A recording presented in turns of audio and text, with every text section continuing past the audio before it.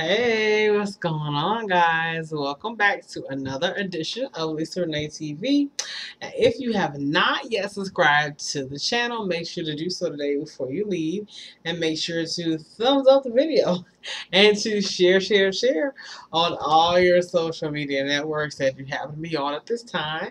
Welcome back. Hey, guys, what is going on? So, happy Sunday. I hope everybody's Sunday is going just fantastic. So is mine.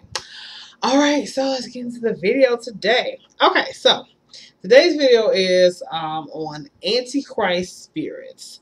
So beware of the Antichrist spirits out in the world. So we as believers must be on alert and also be courageous about spreading the gospel. It's amazing how the gospel, being as good as it is the bane of most of the world's today existence, and is vinegar to most, while honey to the rest. So it's sweet to most of us who are believers, and then it's kind of sour, bitter, and annoying to other people who are not really believers. So let's start with the scripture from 2 Timothy 3 and 2. So 2 Timothy reads, let's scroll back up. Okay. So, but understand, and I'm starting with actually verse 1.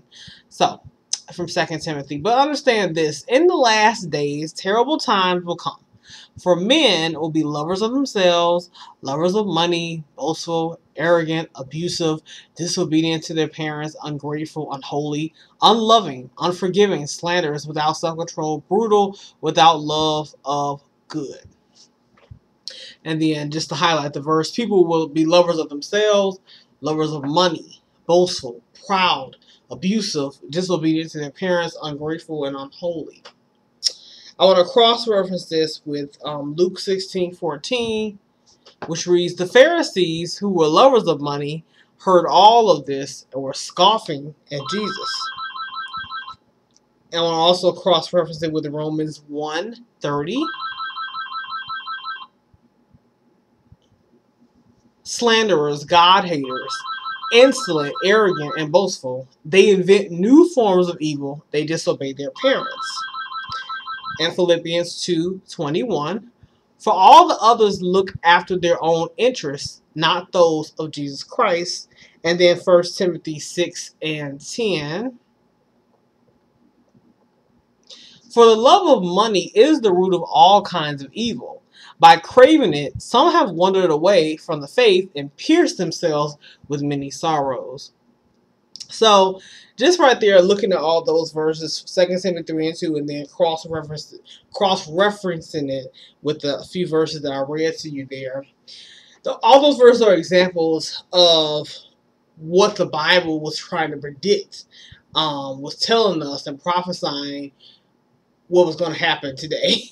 So, if you notice, like when you read your word on a regular basis, more and more when you read your word, you will notice what God predicted would happen is now happening.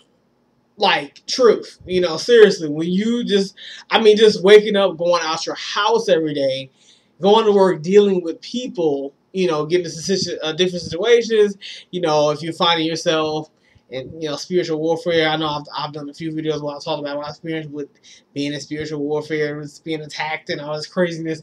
Yeah, it's just the Bible that's telling you what are some of the things that you might experience as a Christian, as a believer in today's world. What are some things that Christ had already said? The prophets then prophesied great truths.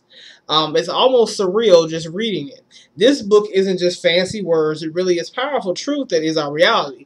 So a lot of people, people who are not believers don't really fancy reading the Bible. People who are believers, actually, there are a lot of believers who really don't like reading the Bible. Yeah, truth be told, a lot of believers who will kind of laugh at the idea at reading the Bible, or don't really take it seriously. These are the same people who are so-called church hurt. We love the church hurt folks, don't we?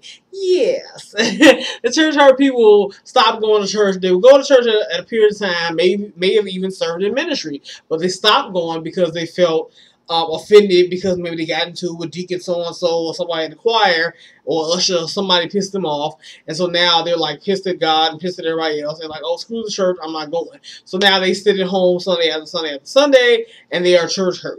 And I'm like, I think you're just full of crap, you know. That's what it really boils down to. So how do you let a man keep you away from God? I've never understood that. I've never understood that logic. In any other fashion and form of life, they will go anywhere, jump up, go anywhere, don't let nobody hold them back, no matter who they are, who they don't like. But to church, for some strange reason, because people have heard there were certain ideologies about church they don't like, they let that keep them away from God. They let that keep them away from their salvation, from their blessings, from, just community building, building and from ministry. Why would you let that, why would you let people, fickle human beings, which the Bible tells you, people are as fickle as breath. What good are they? God is speaking to you right there, telling you, how human beings can be sometimes. So why would you let people like that, a species that is like that is known to be fickle, why would you let that keep you from anything? And so now you classify it as oh, I'm church hurt. I'm hurt. I'm broken. No, I don't. I used to go once upon a time. I don't go anymore. And I'm like, sit down. I don't feel any sympathy for you. Okay, you need to take that church hurt and take it to God. Let Him remove that hurt so you can go there with your head held high and not worry about who is not liking you. And go somewhere else. That mean maybe if you church hurt by one church, maybe that's not the church for you. That's they made me get off on another topic. See, I just had to get that out. I'm just like, whew, I'm just tired of hearing this church hurt thing. But anyway. And I think that can tie along with Antichrist spirits too. A lot of times the enemy is influencing you, telling you don't go to church. These people hurt you. You don't have to be involved with them. You don't have to give money. You don't have to do that. These people just want to take your money. They're just full of crap. Oh, you don't have to do that. These are, these are not Christ-like spirits that are talking to you. This is the enemy talking to you, trying to get you to basically go against God in any way that he can. So, if you notice in the verse where it says the Pharisees were, they were scoffing at God, and then God mentions in the other verses that these people from today, what people will do today, they will be scoffing at him, at his laws, at the Bible, things like that. They will laugh at believers. They won't be, they will be self-involved. Basically, these will be nasty people. They will love money. They will love themselves. They will disrespect their parents. They will disrespect other people. Things of that nature.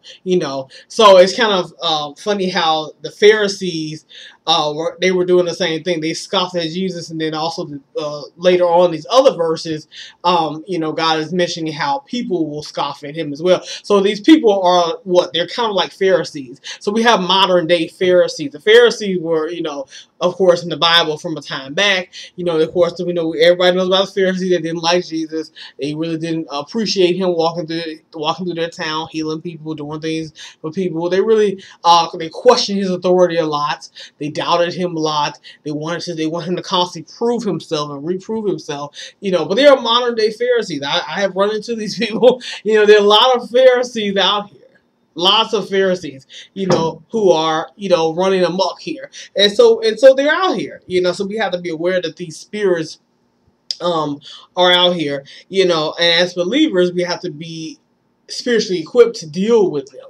And so the Bible helps you by letting you know, yes, they're out here, and this is what you need to do. This is how you cope when you come in contact with a modern day Pharisee. So in 1 John 2 and 4, it says, he that saith, I know him, and keepeth not his commandments is a liar, and the truth is not in him. So you have a lot of people, and what I mentioned earlier, a lot of people who claim to be Christian, who claim to be a Christ believer, but they're not necessarily keeping his commandments. They're not necessarily in relationship with him. They're quick to mislead another Christian to go the wrong way because that's the way they're going. They're going down a dark path. They will they're in the dark, so they turn the light off on somebody else. They don't have, their hearts are darkened. but they will walk around, you know, the other half of the time, and they'll, on Sundays, they got their Sunday morning act. They put on their Sunday morning costume, their Sunday morning mask, and oh, praise the Lord or whatever. But other half of the time, we know these people are someone else. They are Pharisees. A lot of them are modern day, Pharisees as well. But they just happen to say, "Oh, I love the Lord," "Oh, I'm following, the word, and I'm in ministry, and I'm doing this, that, and the third." So these are also, and some of them have these, Antichrist spirits too within them. But a lot of times you may be blinded because well, she serves in ministry, she does this, so you may not notice it as quickly. But it's there. So part of the inspiration that I got for this video was actually from another YouTuber's video that I saw a few days ago. So this guy was talking about, all the craziness and the discrimination things that's going on with black people today in the world, like with Bill Maher saying the N-word, and another guy in Flint, Michigan, saying, the N-word, and, saying, oh, the reason why they have the dirty water in Flint, Michigan is because the N's don't pay their bills, and, this crazy racist stuff, right? So I listened to his whole video. He had an hour-long video. It was a really, really good video, and I've been following this guy for quite some time. I don't watch all his videos all the time like I used to, but I watch them, every so often. So, tuned in to his video. I enjoyed it. Up until the part where he started to talk about spirituality and Christ, and he was saying, and this is a black guy, it's a black YouTuber, he was saying that he felt black people did not really need, Christ or spirituality. He felt, in his opinion, that, he said, well, what is this doing for us? We don't need spirituality. A lot of black people I know to say that they're not religious, they're spiritual. We don't need this. Like, where did Jesus come from? Where did God come from? We don't need this. We don't, reading the Bible, we don't even follow the book. Why are we doing this? And it's like, every time you talk to a Christian, they don't have independent thought. They always, give credit back to God. Everything is because of the Lord, and blah, blah, blah, blah. And Jesus says, and it's like, when in the book of whatever, in the book of Deuteronomy, in the book of whatever, they always go back to the book. It's like, I can't talk to them. You can't talk to them because they don't have independent thoughts. They can't think on their own without giving credit to God. And I looked at him like, you fool. Like, you fool. I'm like, so we stupid or something? Like, so we're idiots or something like that? That what you trying to say? I'm like, so we're just like robotic? I'm like, first of all, loving Christ is not, it's not robotic at all. It doesn't take away, it doesn't take away your independence. What it does is, it gives you independence, makes you independent on the world, so that you don't have to depend on the world for love, or depend on the world for high self-esteem, or feeling good about yourself, feeling good about your life, liking how you look, liking who you are, feeling validated. That's what it makes you independent of. So we're very independent thinkers. So I was feeling kind of cross about that particular section of his video, so I was like, no, let me tune out. So I, left a comment on the video, and just kind of, I had to spread the gospel a little bit. Like, no, black people do need, all people need Jesus, black, white, whatever, Asian, doesn't matter. But I was like, no, black people do need Jesus. That's the problem. The very thing, what he was saying, I'm listening to what he said. It was almost unbelievable, but, not, I wasn't too surprised, but I kind of was like, why are you saying this? You're saying, I mean, I could just hear the enemy talking when he was talking. I'm like, you sound crazy. Like, you just sound diabolical. Why would you say something like that? We don't need God. We don't need spirituality. We shouldn't be reading the Bible because people don't follow the Bible anyway. So why are we so what? So throw the Bible and burn it? So we should not be, encouraging people to read it, encouraging people to first of all, if you read the Bible, you would realize the Bible was talking to you and about you, and that it's real truth, because everything the Bible mentioned and prophesied on is happening now. So you would see already, you would see the error in what you were saying, like, it's not making any sense. A lot of people I don't like, people who are like these atheist type people, where they make antichrist statements, and they don't know anything about Christ. It's like they claim to be the expert. They're like experts on God, but they don't really know him. I'm like, but you don't really have a relationship with him. Have you ever talked to him?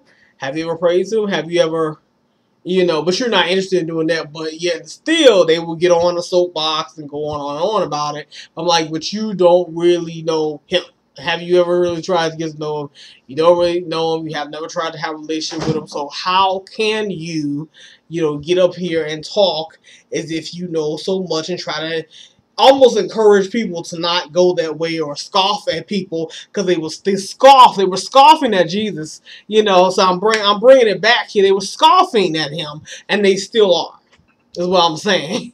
The Pharisees, they still are scoffing. They've never stopped scoffing at him, because that's kind of what they do. They're Jesus haters. That's kind of what they do. And haters do it all the time. One day they will stop scoffing because they will choke on that laughter. Okay? How will they choke on that laughter? By you getting in your word and getting equipped with those tools that you need, so you'll be spiritually sound and spiritually ready for when they come at you. You boom, pop right back. You come right back at them. Not necessarily in a like a hateful, mean way, but you're able to come right back and not get winded and knocked out when they come at you with these accusations and these allegations and these things. And when they scoff at you, it will not hurt you. It will not blow you off your game. Because that's what they do. They come and they come with this, in offense. They want to offend you. They want to hurt you. They want to talk about your Jesus, about your God, and tell you how stupid you are and you whatever, because they feel like that knocks us out. And I'm like, no, baby, I know him personally. I know you can't tell me nothing. You can't tell me because I got a personal relationship with him. That's just between me and you. No. He sought me out and I answered. Okay, I have a personal relationship with him. I wanted to have a personal relationship with him. I made that decision in my life. That's a big difference between me and you. I actually know him. So you talk about him, you don't know jack squat because you have never sought to have a personal relationship. You're just talking. So hey. That's all I'm saying. So why do people lean more toward Antichrist rhetoric than the gospel? Because it affirms what they already feel and provides comfort. People like to be comforted by, what they already feel on the inside anyway. They don't like for you to prove them wrong. They don't like dealing with new information. I like for you to just go along with what I'm feeling anyway.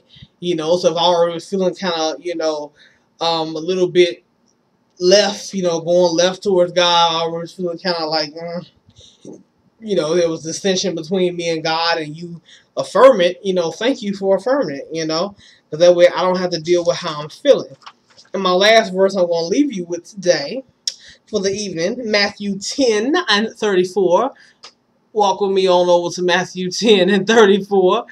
Think not that I came to send peace on earth. I came not to send peace but a sword. So what is Jesus trying to say? All he is trying to say is, I'm trying to simply separate the righteous from the unrighteous, the holy from the unholy. I'm just trying to let you know who's who. So no, I did not come to bring peace in okay, everybody gonna get along, and I'm going to overlook and turn a blind eye, to people who are scoffing at me. I'm not going to do that. That's all he was doing, was trying to remind you that sometimes people will fall away from you, such as people who always was your friend, maybe even family members, because they're scoffing at you and they're scoffing at your Jesus, So these kind of people, they may have to fall off. They just may have to, and they not because you pushed them away, but because the darkness of their hearts has pushed them away. They already were pushed away. You see what I'm saying? So yeah. Yeah. So that's all I have for you guys today. I really hope you enjoyed this video. It's a little bit longer than I expected, but I really hope you got something out of it and that you were blessed by it. That's the most important thing. So please pass this on to somebody who needs to hear it. It needs to hear the truth, the gospel. I got it, baby. I got it for you. But you guys have a great rest of your Sunday and a blessed week. And I will talk to you guys soon. All right? Bye.